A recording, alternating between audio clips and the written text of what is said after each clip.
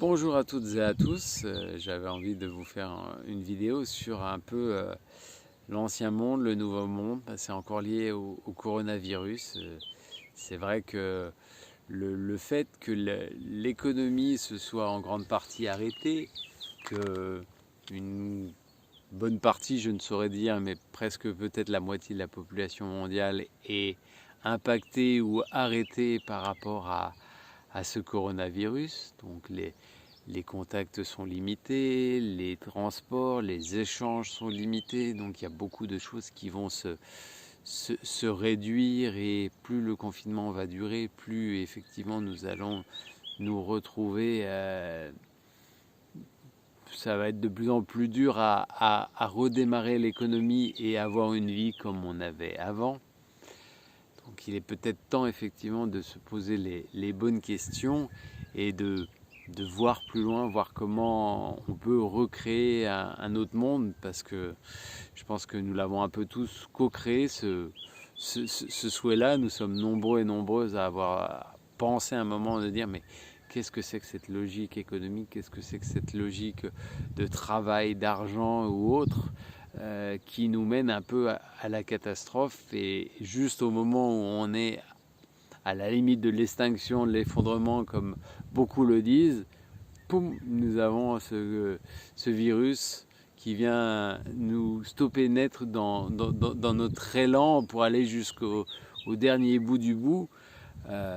Donc voilà, aujourd'hui, moi, le sentiment que j'ai envie de vous partager, c'est qu'effectivement, c'est la fin d'un monde, c'est probablement la fin de l'économie, ou en tout cas une grande partie de l'économie. Peut-être que certains vont dire ah non, non, il faut qu'on continue, on reste comme avant.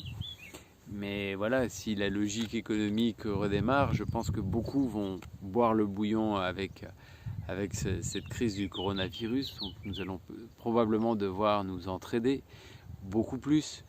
Nous allons devoir être aller au-delà de la peur, d'aller au-delà d'aller s'entraider les uns les autres. Parce qu'effectivement, si vous avez faim, si vous avez soif, si vous avez besoin de quelque chose, si vous n'avez plus de travail, plus les moyens, et que comme la logique est en train de nous amener vers un chemin qui se dessine, que les plus catastrophiques verront en disant bah voilà, si le coronavirus se répand avec tout ce qui est les mains, bah, l'argent liquide, hop, on va le faire disparaître.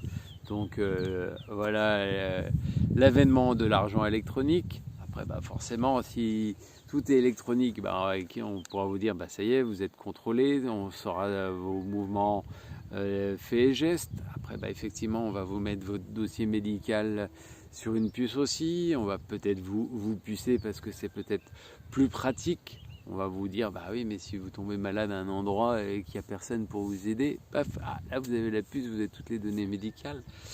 Voilà, après on va vous dire, on va vous mettre peut-être ceux qui vont redémarrer l'économie, bah, on va vous mettre encore un peu plus la pression. C'est sûr que la rentabilité financière fait que bah, va falloir vachement cravacher pour pouvoir être aussi performant que les robots, parce que vous êtes un humain qui essaye de faire la compétition avec les robots, mais le combat il est perdu d'avance. Je dirais, vous êtes incertain, vous êtes un petit peu variable, vous pouvez tomber malade, d'autres choses, alors qu'un robot, bah, voilà, une fois que c'est bien programmé, bien comme il faut, ça marche tout seul. Et quand on voit ce que fait l'intelligence artificielle, bah, voilà, c'est impressionnant. Après, bah, voilà, le choix il se fait aujourd'hui. Est-ce que vous avez envie de donner votre temps, votre énergie à continuer à améliorer ces systèmes et faire en sorte que l'humain devienne rigoureusement inutile? Et dans ce cas-là, bah, effectivement, on n'aura pas d'autre choix que de que d'avoir du temps libre. Et dans ce cas-là, bah, autant être préparé à savoir quoi faire de ce temps libre. Après, si la planète n'est pas infinie, on n'a pas forcément des ressources infinies, donc on pourra sans doute pas continuer à consommer, voyager, faire tout comme on pouvait. C'est vrai que c'était une période de liberté absolue.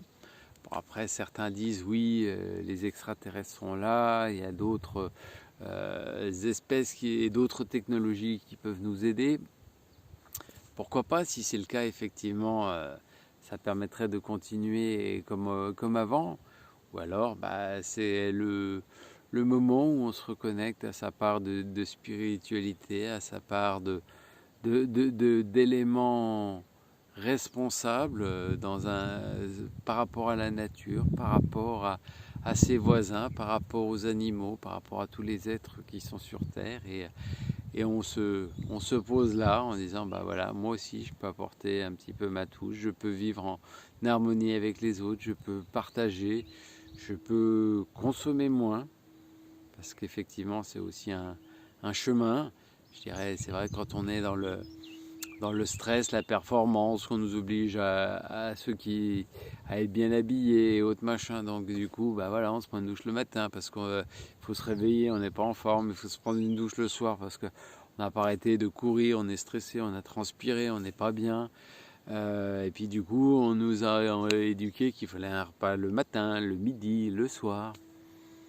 Mais du coup, on s'aperçoit que quand on est moins dans le stress, moins dans la course, on a peut-être moins faim, on ressent peut-être moins le besoin de se laver. Bon, il ne s'agit pas de se transformer comme on voit sur certaines publications, la grande barbe, pas lavé depuis 3 mois, des odeurs partout, des petits animaux qui viennent habiter partout sur nous. Non, c'est pas ça. Mais voilà, si vous levez laver une fois tous les 3-4 jours ou une fois par semaine, ou juste les parties qui sont un peu exposées, voilà, on n'est plus dans la consommation de douches ou de 3 douches par jour. Donc voilà, on fait des économies d'eau et autres. Donc voilà, c'est peut-être prendre conscience d'être plus en lien avec son environnement. Et ça, c'est extrêmement positif, parce que si les plus privilégiés arrêtent de consommer autant de ressources, ça permet peut-être d'équilibrer. Et c'est ça aussi la magie de ce coronavirus, c'est que vous avez beau avoir des millions sur votre compte en banque ou autre machin, aujourd'hui l'argent il est un peu gelé, les transports sont bloqués quasiment partout, donc on arrive à quand même quelque chose d'un peu plus équitable. Donc c'est vrai que de toute cette crise, il va naître sans doute quelque chose de très très bon, à condition de s'y préparer et de commencer à réfléchir à qu'est-ce qu'on veut apporter demain. Si vous êtes un peu dans la spiritualité ou autre, quelle énergie j'ai envie d'apporter au monde de demain? Quels sont les projets auxquels je pourrais donner mon temps? Voilà, aujourd'hui, on a des tas de problèmes de civilisation, on a beaucoup de personnes âgées, on a beaucoup de personnes malades, beaucoup de personnes stressées, dans la peur, dans le doute, dans l'inquiétude. Et effectivement, le monde, là, c'est comme si d'un coup, le monde s'arrête et qu'est-ce qu'on fait maintenant? Donc c'est sûr que ça fait peur à beaucoup de monde. Comment ça va redémarrer? Eh bien, ça va redémarrer avec la confiance qu'ont eu tous les êtres humains sans doute avant nous, d'oser faire avec une partie qu'ils ne maîtrisent pas. On a voulu jouer peut-être aux apprentis sorciers, à vouloir tout contrôler, tout maîtriser, faire des produits standardisés, essayer d'anticiper de quoi demain sera fait. Peut-être qu'effectivement le message aujourd'hui c'est de faire avec ce que l'on a, ce que l'on est, et avec une grande dose d'inconnu. Personne n'a de boule de cristal pour demain, et c'est tant mieux. Donc voilà, c'était un petit peu ces petites réflexions que j'avais envie de vous partager, de vous faire sentir qu'il y a plein de belles choses qui viennent. Après, c'est comme tout. Si on a envie de se focaliser sur les choses sombres, les choses qui ne vont pas, ou au contraire créer les nouvelles choses qui sont possibles. Et je suis sûr qu'effectivement l'amour, le partage, la bienveillance sont des valeurs qui qui permettront à l'être humain de passer à la prochaine étape. Certains parlent de 5D, d'autres parlent de l'augmentation de la fréquence de la Terre. Et effectivement, on n'a pas trop le choix d'évoluer vers quelque chose d'autre. Voilà, et c'était un petit peu ça ce que j'avais envie de vous partager. Donc voilà, si mes réflexion vous intéresse, vous pouvez me partager ce que vous voulez en commentaire. Voilà, c'est juste des échanges d'idées pour aller un peu plus vers ce que l'on est au fond de nous.